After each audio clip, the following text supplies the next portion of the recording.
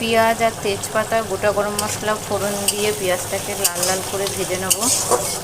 আলুগুলোকে কেটে ধুয়ে এরকম লাল লাল করে ভেজে নিয়ে এখানে মাংসের জন্য পেঁয়াজ, আদা, রসুন, টমেটো, কাঁচা লঙ্কা, গোটা জিরে সব একসাথে বেটে রেখে দিয়েছি।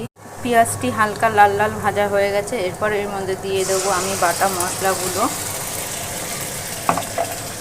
দিয়ে খানিকটা এবার মিশিয়ে নেব।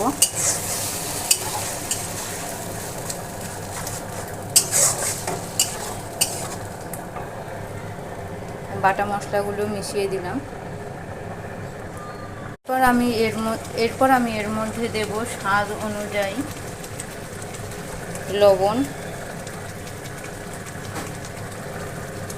লবণ দিয়ে দিলাম। এরপর দেবো হলুদ গুঁড়ো দিয়ে দিলাম। এরপর দেব একটু মিষ্টি। এবার এগুলোকে একসাথে ভালো করে কষতে থাকবো।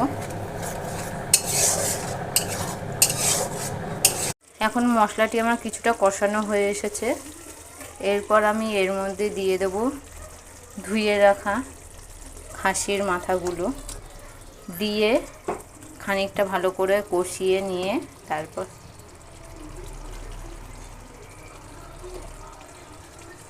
আমার মাংসটি এখন কষানো হয়ে গেছে। আমি আরেকটি জায়গায় একটু জল খানিকটা গরম করে নেব।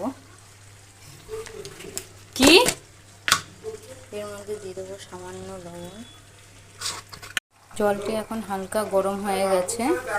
আমি এই মাংসটিকে তুলে এখন এটার মধ্যে দিয়ে দেবো।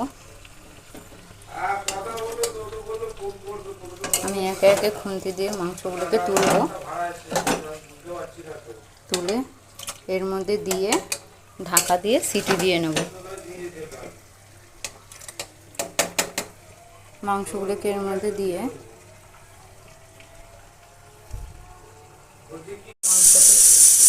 প্রেসার কুকারে আমি এখন মাংসটা রেডি হয়ে গেছে। আমাদের খাসির মাথার মাংস কেমন লাগলো বন্ধুরা, তোমরা ভিডিও লাইক, কমেন্ট, শেয়ার করে একটু জানাবে।